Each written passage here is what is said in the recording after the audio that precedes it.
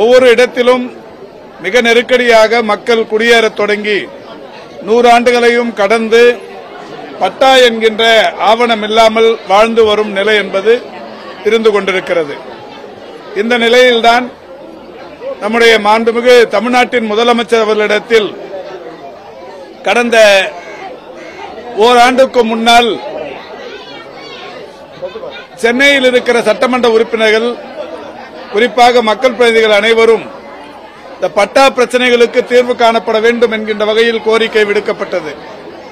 உடனடியாக மாண்புமிகு தமிழ்நாட்டின் முதலமைச்சர் அவர்கள் பெருமதிப்பிற்குரிய இளைஞர் நலன் விளையாட்டுத்துறையின் அமைச்சர், வருவாய்த்துறை அமைச்சர், வீட்டுவசதித்துறை அமைச்சர், நகர்ப்புற மேம்பாட்டு வாரிய அமைச்சர், அதேபோல் என்னையும் மரியாதைக்குரிய திரு சேகர் பாபு போன்றவர்களையும் அனைத்து சட்டமன்ற உறுப்பினர்களையும் உள்ளடக்கிய ஒரு கூட்டத்தை நடத்தி, இந்த கூட்டத்தில் எந்த மாதிரியான நிலங்கள் சென்னையில் இருக்கிறது, அதனுடைய வகைப்பாடுகள் என்னென்ன, அதில் என்னென்ன காரணங்களுக்காக பட்டா வழங்கப்படாமல் இருக்கிறது போன்ற பல்வேறு பிரச்சனைகள் குறித்து மிக விரிவாக ஆலோசனை நடத்தினார்கள். பல்வேறு துறைகளின் செயலாளர்களும் அதில் பங்கேற்று, குறிப்பாக மாவட்ட ஆட்சித்தலைவர் அவர்கள் இது சம்பந்தமாக பல்வேறு விளக்கங்களை அளித்ததற்கு பிறகு பல்வேறு வகைகளிலான துரித நடவடிக்கைகள் எடுத்து இன்றைக்கு சென்னையில் பட்டாக்கள் வழங்கப்படுகிற நிகழ்வு என்பது நடைபெற்றுக் கொண்டிருக்கிறது. அதில் குறிப்பாக கடந்த திமுக கழக ஆட்சியில் தரப்பட்ட பட்டாவை அந்த இணையத்தில் பதிவு ஏற்றாமல் ஒரு காகித பட்டாவாகவே இருந்து வந்தது. அதை இணையத்தில் பதிவு செய்வதும், பட்டா இல்லாதவர்களுக்கு பட்டா வழங்குவது போன்ற பல்வேறு நிகழ்வுகள் 2 நிகழ்ச்சிகளின் வாயிலாக மரியாதைக்குரிய மாண்புமிகு இளைஞர் நலன் மேம்பாட்டுத்துறை அமைச்சர் அவர்களின் மூலம் வழங்கப்பட்டது. குறிப்பாக மாதவரம் பகுதியில் குடிசை மாற்று வாரிய குடியிருப்புகள், குடிசை மாற்று வாரியத்தில் ஒதுக்கீடு செய்யப்பட்ட இடங்களுக்கு சேல்டீடு பெற்றவர்களுக்கு பட்டாக்கள், அதேபோல் வீட்டு வசதி வாரியம் போன்ற பல்வேறு துறைகளைச் சேர்ந்த இடங்களில் இருப்பவர்களுக்கு பட்டாக்கள் என்கின்ற வகையில் மாதவரம் பகுதியில் ஏறத்தாழ 2000க்கும் மேற்பட்டவர்களுக்கு அன்றைக்கு இளைஞர் நலன் மேம்பாட்டுத்துறையின் அமைச்சர் கடந்த 1 மாதத்திற்கு முன்னால் பட்டாக்களை வழங்கினார்கள். அதேபோல் அதற்கு அடுத்து இன்னொரு நிகழ்வாக சோழிங்கநல்லூர் தொகுதியில் கலைஞர் காலத்தில் தரப்பட்ட அந்த பட்டாக்களுக்கு பதிலாக பர்மனன்ட் பட்டாக்கள் என்கின்ற வகையில் நிரந்தர பட்டாக்களை தருகிற ஒரு நிகழ்வு ஏறத்தாழ 6700க்கும் மேற்பட்ட குடும்பங்களுக்கு அங்கே பட்டாக்கள் வழங்கப்பட்டது.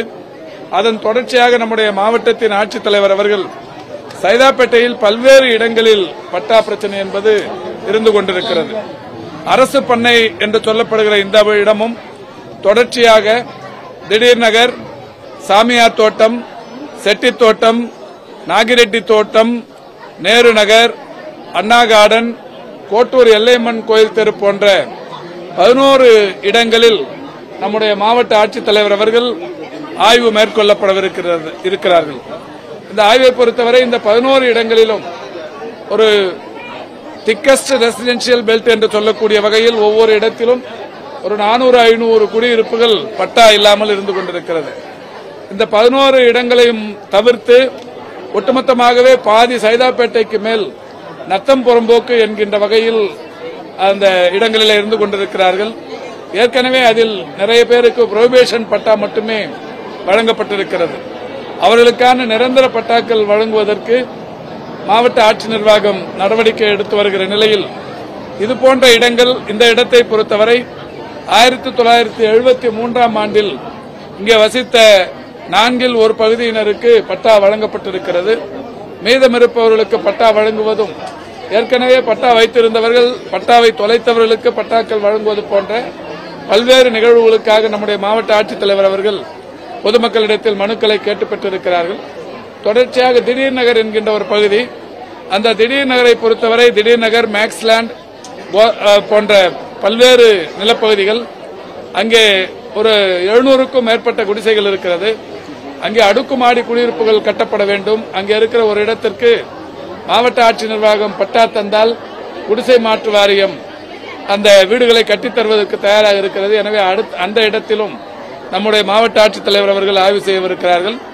அதற்கடுத்து சாமியார் தோட்டம் என்கின்ற ஒரு பகுதி ஏறத்தாழ 150 ஆண்டுகளுக்கும் மேலாக அந்த பகுதியில் மக்கள் ஒரு 500க்கும் மேற்பட்ட மக்கள் குடியிருப்புகள் வசித்து வருகிறார்கள். இந்த குடியிருப்புகளை பொறுத்தவரை ஒரு தனியாருக்கு சொந்தமானது என்று அந்த இடம் இருந்தாலும் அந்த தனியாரை பொறுத்தவரை அவர்களுடைய வாரிசுதாரர்கள் இன்னமும் வசித்துக் கொண்டிருக்கிற நிலையில் அந்த இடத்தை அவர்கள் தானமாக அந்த பகுதி மக்களுக்கு தர தயாராக இருக்கிறார்கள்.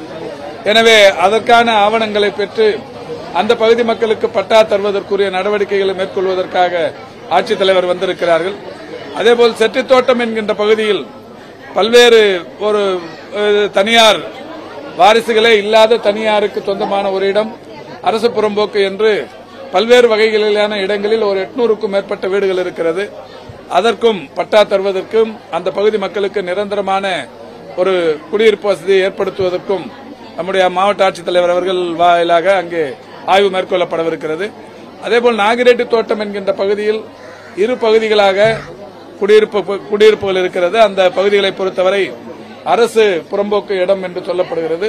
அந்த மாதிரியான இடங்களுக்கு ஆய்வு செய்து அதற்கும் எப்படி பட்டா தருவது என்று முடிவெடுக்க மாவட்ட ஆட்சித்தலைவர் வந்திருக்கிறார். அண்ணா கார்டன் என்று ஒரு பகுதி இருக்கிறது. அதை பொறுத்தவரை அதுவுமே அரசு நிலம் என்றாலும் அதில் இருக்கிற பிரச்சனைகள் குறித்து ஆய்வும், நேரு நகர் என்கின்ற ஒரு பகுதியில் ஏறத்தாழ ஒரு 17 ஏக்கர் நிலத்தில் ஆயிரக்கணக்கான வீடுகள் இருக்கிறது. அந்த பகுதியில் இருப்பவர்களுக்கு பட்டா பற்றி தருவது சம்பந்தமாகவும், கோட்டூர் எல்லையம்மன் கோவில் திருப்பகுதியில் பட்டா தருவது சம்பந்தமாகவும் நம்முடைய மாவட்ட ஆட்சித்தலைவர் அவர்கள் ஆய்வு செய்யவிருக்கிறார்கள். இதையும் கடந்து ஒட்டுமொத்தமாகவே இருக்கிற அந்த நத்தம் பிரச்சினை, குடிசை மாற்று வாரியத்தின் சார்பில் கொடுக்கப்பட்ட அந்த 800 சதுரடி அந்த இடங்களுக்கு ஓடிபி பிளாட்ஸ் என்று சொல்லப்படுகிற அந்த இடங்களுக்கு சேல் டீட் முடிந்து இன்னமும் அவர்களுக்கு பட்டா தரப்பட வேண்டிய நிலை இருக்கிறது. அது சம்பந்தமாகவும் அரசு முடிவெடுத்துக் கொண்டிருக்கிறது. இந்த நிலையில் நம்முடைய மாவட்ட ஆட்சித்தலைவர் அவர்கள் சைதாப்பேட்டையில் பல தரப்பு மக்களின் கோரிக்கைகளையும் ஏற்று அரசுக்கு இது சம்பந்தமான அறிக்கைகளை சமர்ப்பிப்பதற்காகவும் மக்களின் குறைகளை கேட்பதற்காகவும் சைதாப்பேட்டைக்கு வந்திருக்கிறார்.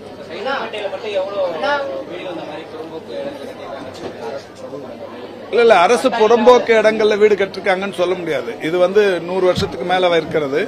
அத இப்போ நீங்க இது செய்தி வெளியில போய் சைதாப்பேட்டையில் இருக்கிறவங்க அத்தனை பேருமே அரசு புறம்போக்கு இடத்துல தான் இருக்கிறாங்கன்னு செய்தியை பரப்பி விட்டுறக்கூடாது. இது எல்லா தொகுதியிலும் எல்லா இடத்துலயும் இந்த பிரச்சனைகள் இருக்கு. எல்லா தொகுதியிலும் சென்னையில் எடுத்துக்கணும்னா எல்லா தொகுதிகளிலுமே இந்த மாதிரியான இஷ்யூஸ் இருக்கு. அதுக்கு தீர்வு காண்பதற்கு ஒரு மாதிரியாக இதை எடுத்துக் கொள்வதற்குத்தான் மாவட்ட ஆட்சித்தலைவர் இதான் இப்ப நான் 11 இடங்கள் சொன்னேன். இதுல மொத்தம் 2,70,70,000க்கும் மேற்பட்ட குடியிருப்புகள் வாக்காளர்கள் இருக்கிறார்கள். அதுல எப்படியா இருந்தாலும் ஒரு 80,000 90,000 வீடு இருக்கும்.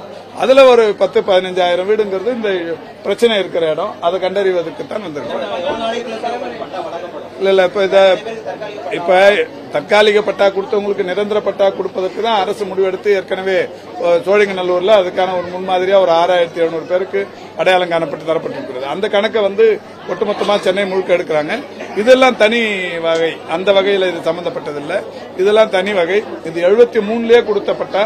அதுக்கான ஆவணங்களை தேடி அந்த வகையிலேயே அந்த பட்டா அடிப்படையிலே தரலாமா அல்லது புது அரசாணை வெளியிட்டு தரணுமா அப்படிங்கறத அலுவலகத்துக்கு சென்று முடிவெடுத்து அறிவிப்பார். இல்ல வேளச்சேரியில மட்டும் இல்ல, நான் தான் சொன்னேங்க 22 தொகுதியிலும் இருக்கு.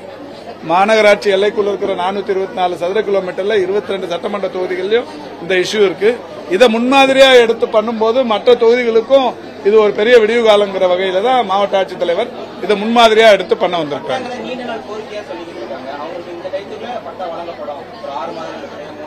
இது வரைக்கும் எந்த கவர்மெண்ட்டும் இந்த மாதிரி முயற்சி எடுக்கல. இப்ப முதலமைச்சர் இது சம்பந்தமா ஒரு குழு போட்டு அந்த குழுல எடுத்த நடவடிக்கையா தான் 2 இடத்துல உதயநிதி சார் பட்டா கொடுத்துட்டாரு. தொடர்ச்சியான நடவடிக்கைகள் தான், அதோட தொடர்ச்சியா தான் இது நடந்தது. இல்ல கல்லுக்குட்டை என்பது ஒரு 15,000க்கும் மேற்பட்ட குடியிருப்புகள் இருக்கிற பகுதி. அதை பொறுத்த வரைக்கும் அண்ணா பல்கலைக்கழகத்துக்கு பக்கத்தில் இருக்கிற டோட் டைரக்டரேட் ஆஃப் டெக்னிக்கல் எஜுகேஷன் அவங்களோட நிலம். இப்ப அவங்களுக்கு பட்டா வேணும்னு கேட்டுக்கிறோம் அரசாங்க சார்பில். அந்த மாதிரி பண்ணும்போது அது ஒரு கல்வி நிறுவனத்துக்கு சொந்தமான இடங்கிறதால அவங்களுக்கு எவ்வளவு இடத்துல குடியிருப்புல மக்கள் ஆக்கிரமிச்சிருக்காங்களோ அதே அளவுக்கான இடத்தை வெளியில கொடுத்துட்டு தான் அந்த இடத்தை எடுக்க முடியும். அது மாதிரி மாண்புமிகு தமிழ்நாட்டின் முதலமைச்சர் வணக்கத்துக்குரிய மேயரா இருந்தபோது துணை முதல்வராக இருந்த போதும் ஆஸ்டின் நகர்னு ஒண்ணு, அந்த ஆஸ்டின் நகர் பச்சைப்பாஸ் காலேஜோட லேண்டு. இப்ப அங்க குடியிருப்பு அங்க நீண்ட நாட்களா குடியிருந்தாங்க. அவங்களுக்கு பட்டா கொடுக்கணும் போது அந்த பச்சை பாஸ் ட்ரஸ்டுக்கு அரசோட வெளியில அதே அளவுக்கான இடத்தை வெளியில கொடுத்துட்டு அந்த இடத்தை எடுத்து ஸ்லம்போர்டு கொடுத்து அதுக்கப்புறம் இருக்கிறவங்களுக்கு கல்லு போட்டு கொடுத்துச்சு. அந்த மாதிரியான நடைமுறையை தான் இந்த டோட்டு இடத்துலயும் செய்ய வேண்டியது இருக்கும். அந்த ப்ராசஸ் இப்ப கவர்மெண்ட்ல போயிருந்தா இருக்கு. இப்ப இது எந்த காலத்துல இருந்து பேசி நிக்கிறீங்க? இப்ப போய் பாத்துட்டு வாங்க. சாலையெல்லாம் இப்ப மாநகராட்சி சார்பு நானே போய் சாலை போடும் பணியை தொடங்கி வச்சு 3 மாசம் ஆகுது. எல்லா ரோடும் போட்டாச்சு, ஸ்டாம் வாட்டர் ட்ரெயினும் போட்டாச்சு, 1000க்கும் மேற்பட்ட தெருவிளக்குகளும் போட்டாச்சு. இதெல்லாம் நீங்க அதிமுக காலத்துல கேட்க வேண்டிய கேள்வி இப்ப கேட்டு